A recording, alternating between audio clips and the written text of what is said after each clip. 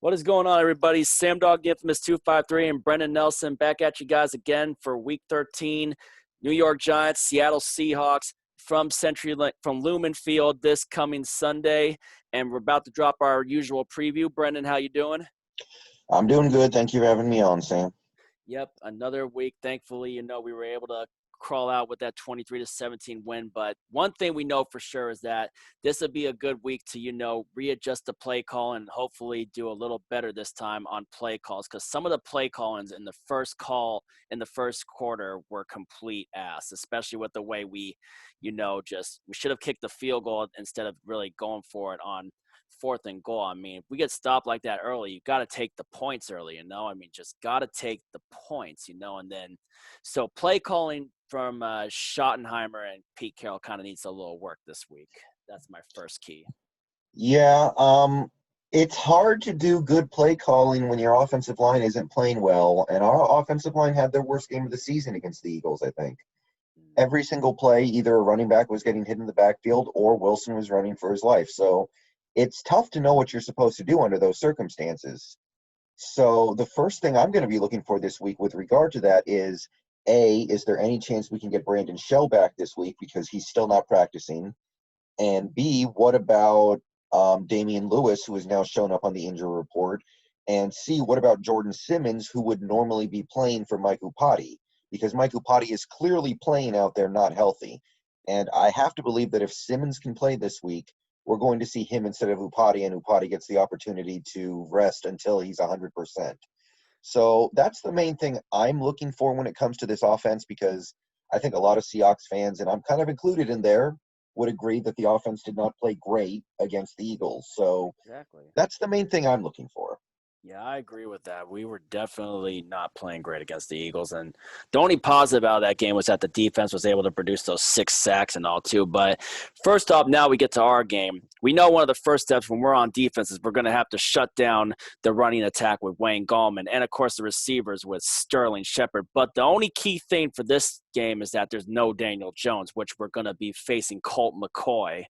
So what's your thoughts for that? It makes it Well, a little easier facing Colt. yeah, it should be a lot easier. Um, Daniel Jones did have a lot of problems this year. He wasn't really playing that well. If you take a look at his numbers, if you take a look at his overall performance, he's not playing great football. He doesn't look like a guy who deserved to go in the top 10 of the draft right now, but he was very fast. He was very mobile. He used his speed tremendously well. And without him out there, and with Colt McCoy, who has been in the league for over 10 years now, you're just getting a player who is much less capable of using his legs to do damage. So if you think back to that Eagles game, the best plays the Eagles had on offense were when Carson Wentz took off and ran. I Mm-hmm. think he had maybe 4 or 5 really good runs in that game that got first downs or moved the ball down the field. So right away, I'm thinking this defense seems like they're not very well equipped to stop QB scrambles right now. Maybe it's a play calling thing. Maybe it's just a talent thing. I don't know exactly what it is. But not having to deal with Daniel Jones out there this week, in my opinion, is a big help. So, yeah, I think that's a thing that has moved this game for me from, a game that I'm mildly concerned about because the Giants are playing good football the Mm-hmm. last 3 games to a game that I feel quite good about. Yeah, that's what I definitely think for sure with this Daniel Jones injury. Granted, I hope he gets better, but then of course we got to shut down Wayne Gallman, who is obviously their best running back right now. And I don't know whatever happened to Devontae Freeman. Is he still? And of course, there's that guy that used to play for the Patriots and the Titans, Dion Lewis and Yeah. Sterling Shepard, and yeah, but obviously the running game goes through Wayne Gallman most of the time. So Yeah. Again, I'm not going to be that worried about most teams' rushing attacks because this team has done a good job against the run in most games this year. The thing is, because we may see Colt McCoy, the Giants might be forced to have a run first attack because they don't want to have Colt McCoy go out there and throw the ball around 40 times.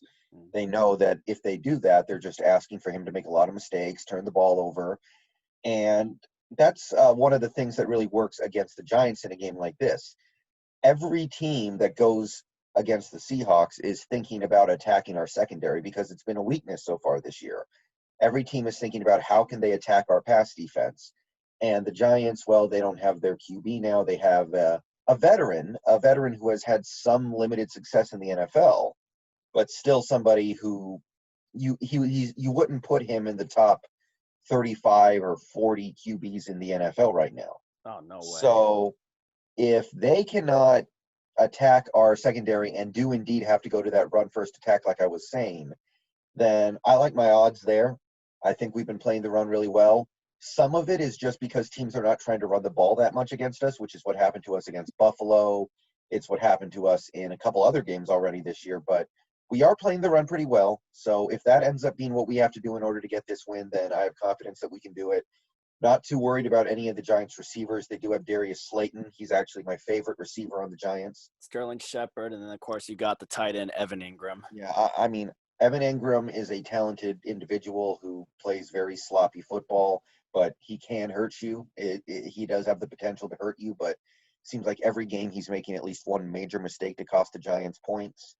Yeah. So I feel good about this matchup for our defense. This is another – I mean, we're catching a break. We are catching another break. We get to play Colt McCoy instead of Daniel Jones. That is a break, even though Daniel Jones was not playing great. And if this defense can't capitalize on that break, then we're going to lose a lot of the confidence we've built up over the last 10 quarters. Right. And then also the defensive side, we know they have Logan Ryan in their secondary, the former Tennessee Titan and former New England Patriot. And then there's that one guy from USC. I think his name was Leonard Williams, the former Jet? Big Cat, yeah, Big Cat. Yeah, what's your thoughts about going up against this Giants defense? I mean, is this one where we could expect, a lot of running attack against them, and or maybe airing it out with Metcalf and Lockett? The Giants defense is good. They made a lot of smart free agency pickups this offseason. Yeah. They got James Bradbury, who's been a really good cornerback. Oh, yeah. Cut down cornerback for him, James Bradbury. They got Blake Martinez from the Packers. I remember Martinez with the Packers. That's what I was trying to remember most of the players on their defense. I remembered Martinez as one of them, and then Leonard Williams and Logan Ryan. Those were some of the key players I remembered. Who else we going to have to try to eye out there, try to do damage? We also have Jabril Peppers. The Odell Beckham Jr. trade for Peppers. That's right. Yeah. And they also have Dexter Lawrence, one of their young players. I like him too. Not that he's a superstar yet or anything, but I think he's going to be a good player, and he is already a pretty good player. And like you said, Leonard Williams. So this Giants defense has been legit pretty much all season. They've had two bad games really this year on defense. It was the 49ers game and then the Cowboys game. They gave up over 30 points in those two. Other than that, I think their defense has actually played really well this year. And it's not going to necessarily be easy for this offense. But after what happened against Philadelphia, where things were just kind of a mess, mostly because of the offensive line, I do expect them to come in refocused.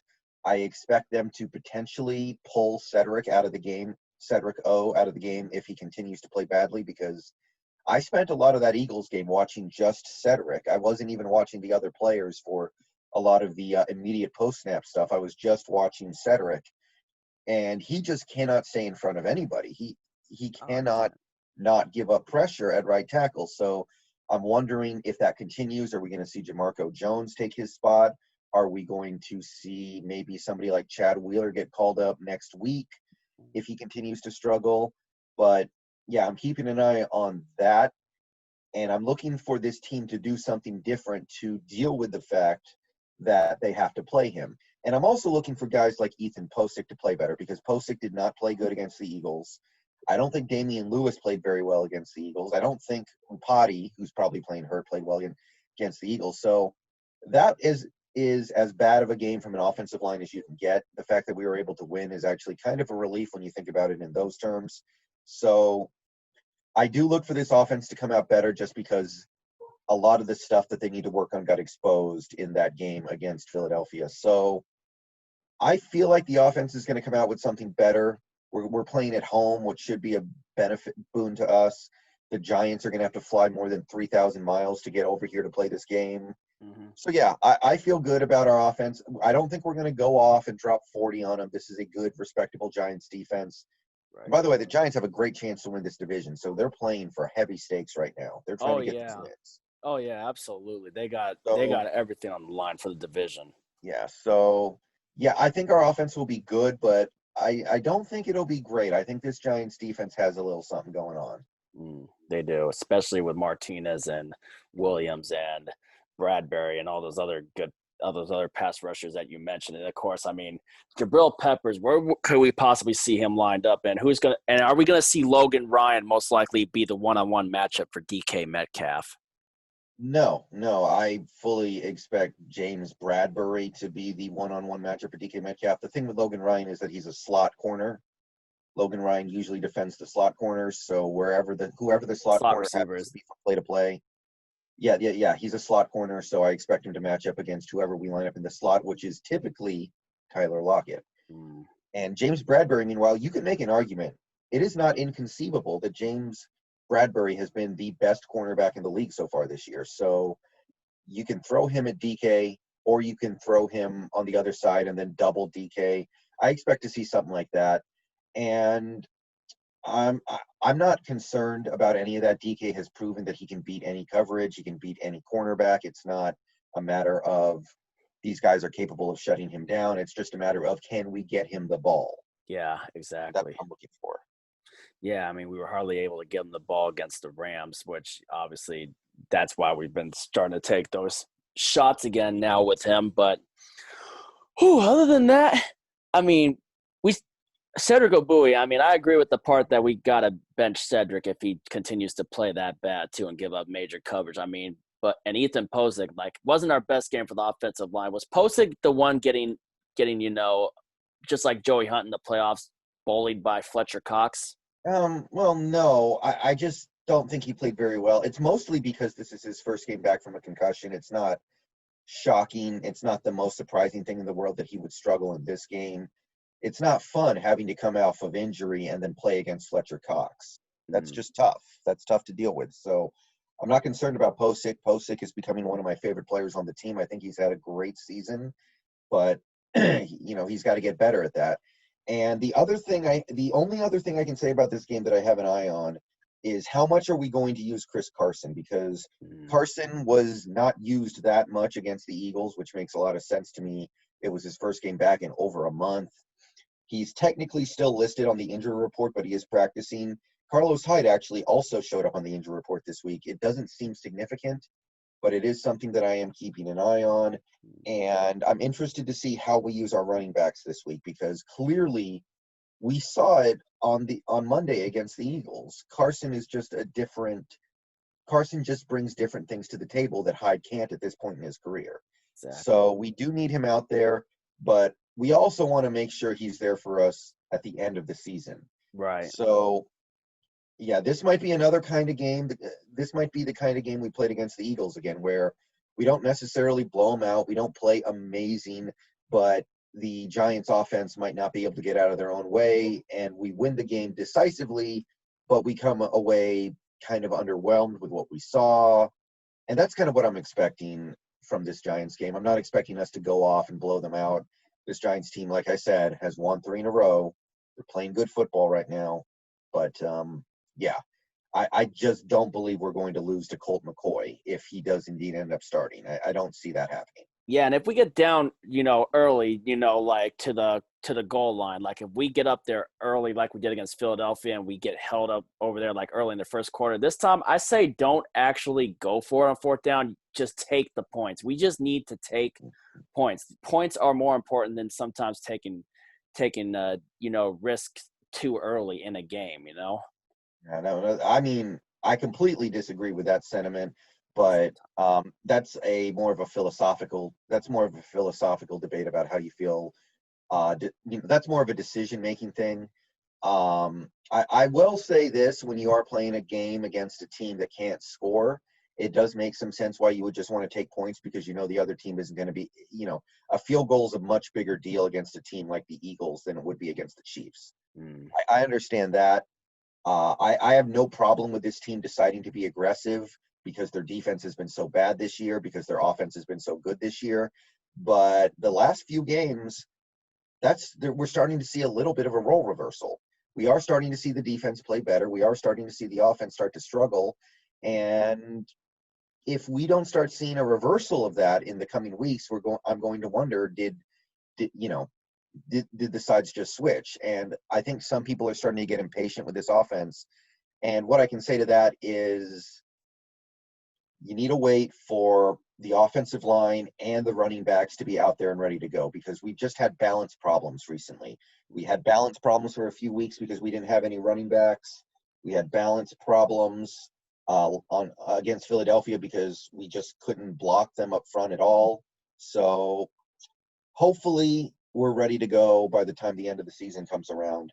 But for the time being, I'm not expecting any offensive explosions, especially these next few games where we play the Giants and we play Washington, and they both have good defenses. Yeah. Other than that, I think that's everything that we got to say. What'd you say? Yeah, I think so. Again, I think that Giants defense is solid, but I just cannot see us losing a game to Colt McCoy. Oh, me neither, man. But we can't – but you think it's like last week where we allowed like a garbage time touchdown like we allowed that Hail Mary to Richard Rodgers. It could be something like that. Yeah, I could see something like that playing out for sure. Yeah, which hopefully it doesn't play out like that again, because usually we like to try to, win convincingly, which we haven't had a convincing win in a little while. So, last time we had a convincing win was that win against the 49ers. So if we could win convincingly, that would be huge this time around. Sure. And yeah, I think that's about it. I think that's all we can say. All right. Well, thank you all for coming in, and whenever you check out the video, make sure to also subscribe to Brendon Nelson, subscribe to my channel when you get it. If you're new to the channel, hit the thumbs up, ring the bell for notifications. Like I said, me and Brendon are doing this every Thursday, depending on when we're available to do it. And that's just our thing. And thank you guys for continuing to support it. And as always, if you ain't with it, you ain't infamous. And as always, go Seahawks.